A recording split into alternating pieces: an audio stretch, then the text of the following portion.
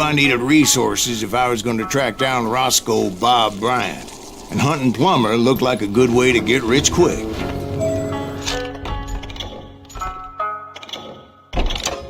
As the local vigilantes exposed him as the leader of the bandits and put a generous price on his head.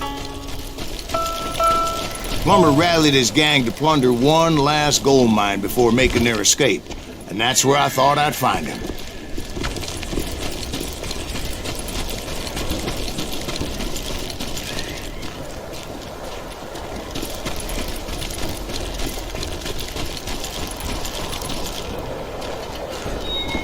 It makes me nervous standing so close to all these guys. As my late father pointed out to me more than once, God made men, but Samuel Colt made them equal.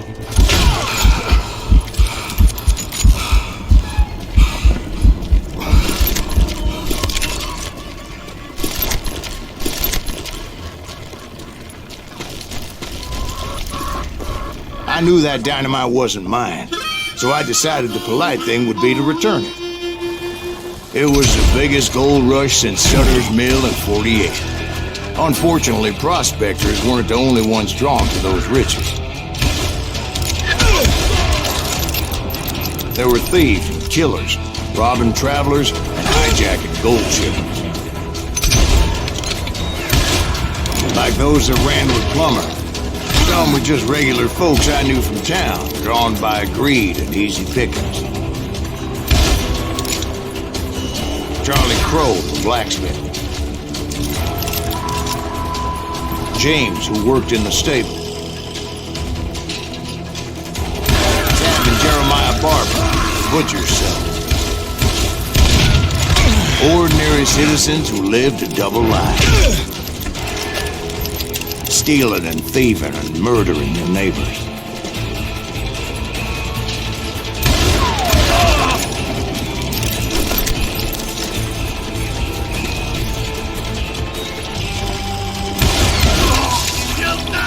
Of course, the rest were veterans of the Civil War. Stone-cold killers trained on the bloody fields of Shiloh and Antietam. Dangerous, desperate individuals. Plummer had a lot of men on his payroll. A hell of a lot. That son of a bitch pretended to protect the public with one hand while stealing them blind with the other. He set up a defensive perimeter which I had no idea how to breach.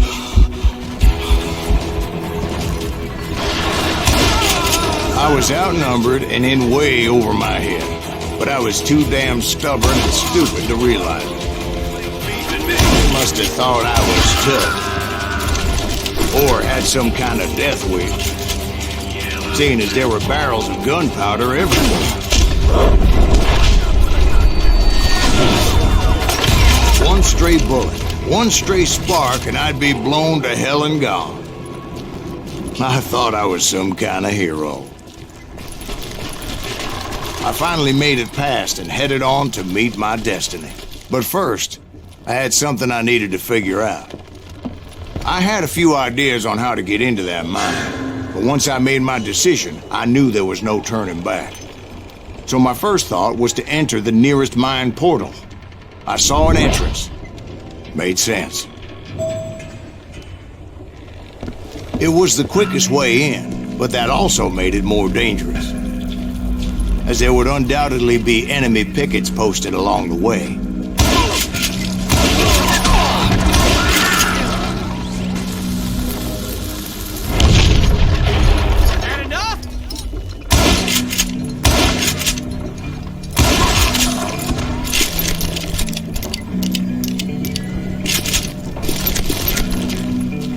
Besides, once you enter a mine like that, it's easy to get all turned around. Kill that! And that confusing maze of corridors wouldn't even be the worst of it. Some of those shafts could be as deep as hell.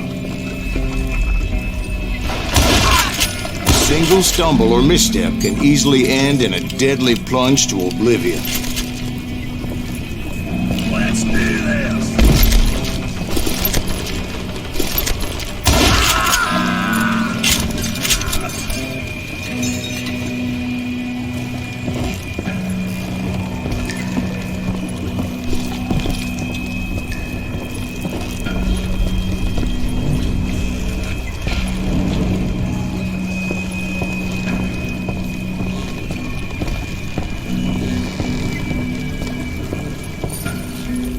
quick reflexes often make up for a lack of common sense.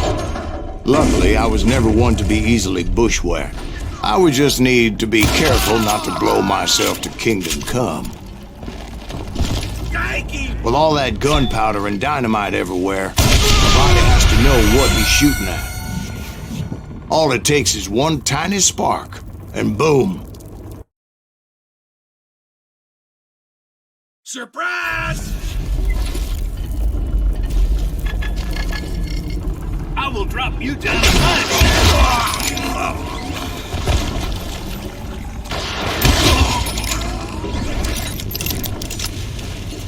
One wrong bullet could have turned that mine into a dad-blasted tube.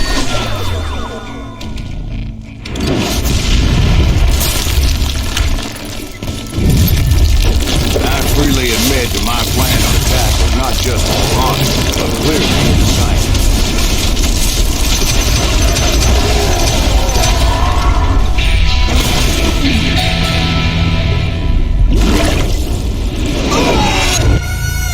It's a good thing that I abandoned that ridiculous plan before I even tried it. Instead, I spotted a ladder, a way into the mine from the opposite side.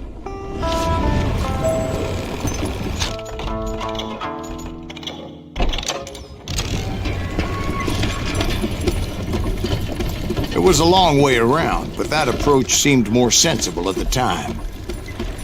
Of course, being I had a problem with heights, that scaffolding scared the bejesus out of me. Climbing down that ladder required some caution, because even though I had a younger man's reflexes, no man can dodge a damn bullet while climbing down a rickety ladder.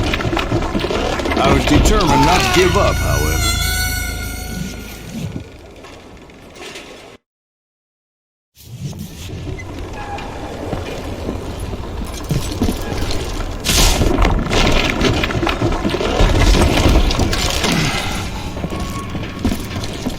That Sheriff Plummer seemed quite the despicable character. When the vigilantes discovered what the sheriff was up to, people were outraged. That 10,000 they put on his head would go a long way to help me find old Bob.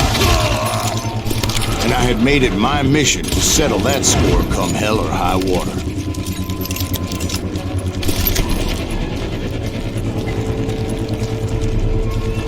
But first, I would have to make a choice. Take the elevator or climb the ladder.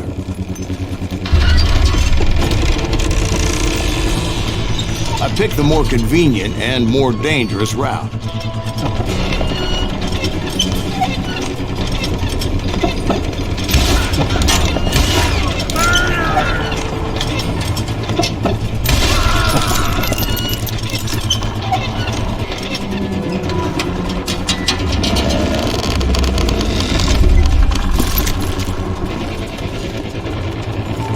Plummer was a mad dog killer, and the people of Nevada City deserved better. Nevada City? Well, I thought Plummer met his maker in Bannock, Montana. Right, well, he was the sheriff of both places at one time or another, but that's neither here nor there. The point was, taking him down would save a lot of lives, including my own.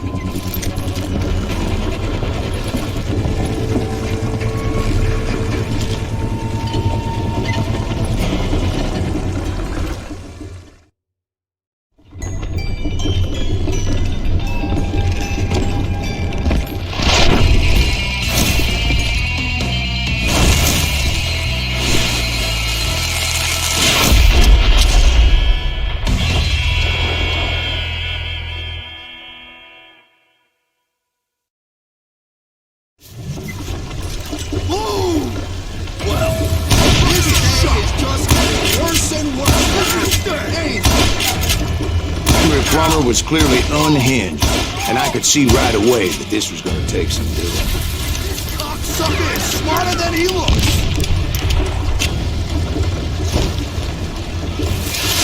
Run! He's still out here! Come on, boys! Take this cocksucker out! Shoot!